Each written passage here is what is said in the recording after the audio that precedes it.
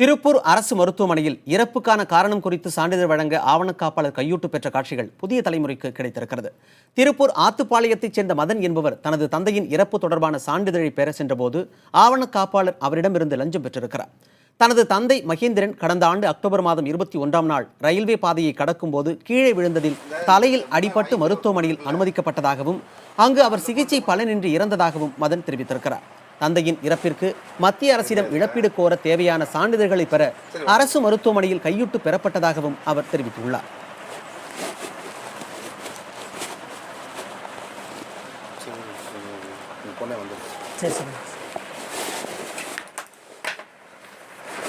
மட்டுமே நீ போலீஸ் ஸ்டேஷன்ல வந்து இந்த ஒண்ணுக்கு மட்டுமே நீ 500 ரூபாய்